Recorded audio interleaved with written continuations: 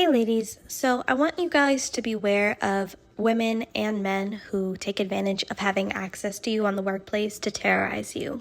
As beautiful and exotic women, we are targets nonetheless, but on the workplace, I think it emboldens people who usually wouldn't have access to you otherwise to mistreat you. And they flex their power and their status within the company to be able to do horrible things to you, like sabotage you, create smear campaigns, get you fired, create rumors. Whatever their plan is, whether it's long-term or short-term, they can enact whatever they want to onto you because they have access to you. And this is why it's so important that as beautiful women, we find our way out of corporate America. Long term, it is not lucrative.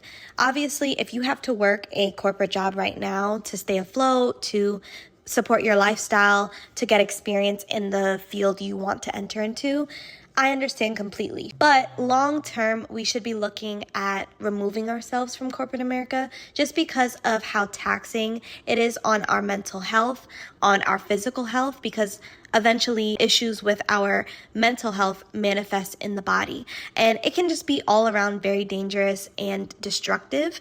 So I want to discuss the different ways that people like to attack beautiful women in the workplace. And I also want to talk about the types of people that do these things because it's a very specific kind of person, a very specific kind of miserable person. And I want to talk about the ways that we can try to plan for our exit, ways we can find other jobs within corporate America that nurture our creativity, our beauty, and ways that we can really vet different companies and different company cultures so that we're not ending up in toxic situations with toxic leadership and people who are going to gaslight you and try to sabotage you and create smear campaigns. The other day, I ran across this video of this woman talking about how she has said and always mentioned that pretty women shouldn't have regular jobs, right? When I heard that, it made so much sense to me immediately because my experience is, I feel like, so different from the average person just because of how I look. I have the weirdest interactions with people when I'm at work. And I feel like it's because, you know, the everyday regular people, they're not really gonna have access to you if they see you in public. They'll just walk by because if they approach you for no reason, it'll be kind of weird. But when you're at work, people feel like they have this advantage because they can approach you, and then you have to be polite and professional because you're at work. So they'll either try you or be weirdly inappropriate. A lot of people, because they wouldn't usually have access to you in the real world outside of the four walls that you work in, they see you being in their vicinity as an opportunity to mess with you. They understand that you're exceptionally beautiful. They understand that you have privilege. They understand that people receive you well because of how you look. And if they're unattractive or if they're insecure or jealous, they're not going to ever be comfortable or okay with you working in that place and having peace. They never want you to settle in. They never want you to get too comfortable. They never want you to have peace because the longer you're there, the more uncomfortable they are. The longer you're there, the less comfort and less joy they can experience. Because your presence, even if you never talk to them, even if you've never held a conversation with them, even if they aren't even in your department, the sheer fact that you are even in the building sometimes or in the organization, if you work from home, is enough to send them up the wall, and you will start to see people do the darndest things to try to push you out. You know, I hate the idea of these people being able to control our lives. Simply because they're threatened, simply because they can't stand us, they can't take us. I think a lot of times these people will do things like saying inappropriate things to you. They will say inappropriate things to take your temperature, to see if you're gonna set a boundary or to see if you're gonna just let it roll off your back, just to see how far they can push you, how far they can push your buttons. So they'll do inappropriate things, they'll say inappropriate things in front of you to see if you're gonna remain professional or if you're going to come out of your body and actually address them. And they do this for one of two reasons. One of the reasons is that, again, they want to see if you are a pushover or if you have boundaries. And they also want to make you uncomfortable. So it's kind of like a double whammy. They're testing you and they're taking your temperature, but they also want to make you uncomfortable and see you squirm.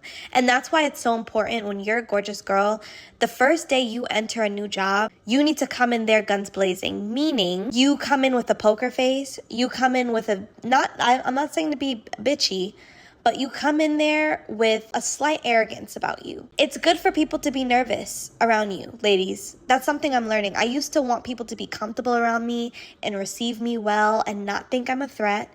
But at the age that I'm at now, like, I am not here to make anyone feel good. So I make sure to enter spaces and make sure my presence is felt and make sure that my confidence in myself and my assurance in myself is felt by people around me. If you go into a new space and people can sense that you're unsure of yourself, that you're lacking confidence, that you're fearful, that you're walking on eggshells because you want to be politically correct, people are going to, like British people say, take the piss out of you because they know that they can get over on you. They know that you're trying really, really hard to be accepted, to be liked, to not have to take things up a notch if need be. And unfortunately, there are people out here who are in adult bodies, but mentally and emotionally, they're fourth graders. So they're still living in an elementary mindset and they get a kick out of making people uncomfortable, taking things too far, pushing the envelope, pushing boundaries, not taking no for an answer, invading privacy, micromanaging. All of these qualities are qualities of people who are operating from a childlike space. And they're quick to target the person who's trying the hardest to blend in, to be accepting of everyone's bullshit, to give people multiple passes. They're looking for people like that. So the last thing you want to do is enter that space and be those people. You want to be the person who bites back. No one's saying to be disrespectful, to be rude, but if someone tries you and you notice it, you give it right back and you don't care about the consequences because your mental sanity means more than what people think of you. Your mental sanity means more than you laying down and being someone's doormat. So always look out for number one, which is you at the end of the day. You're there to work and make your money just like them. No one should be making you uncomfortable. No one should feel comfortable to even act a fool around you, especially after you check them the first time it happens. So the types of people that tend to do this, in my opinion, I've noticed for me in particular, have been a lot of white women. A lot of white women on the workplace, either co-workers or in upper management, have made my life hell. And I think obviously for obvious reasons, it's because they're jealous. The women who have attacked me in the workplace have lacked a lot in the looks department. And a lot of them also kind of were unsettled by me because upon meeting me, I kind of see through them. And with a lot of the people who I worked closely with who were white women, I noticed that some of them, but not all, some of them are putting on acts. They put on facades. It's almost like they don't know how to be authentic. And not all, but some of them who have had run-ins with me have lacked authenticity. So you have someone who lacks authenticity attacking someone who shows up in their authentic self daily and is proud of it and has no shame in it. That's a losing battle because they're going to always feel like I'm seeing through their facade. I can look through them and see that they're being performative with their kindness. With me, it's like naturally they just kind of felt intimidated or threatened by me because I wasn't falling for it.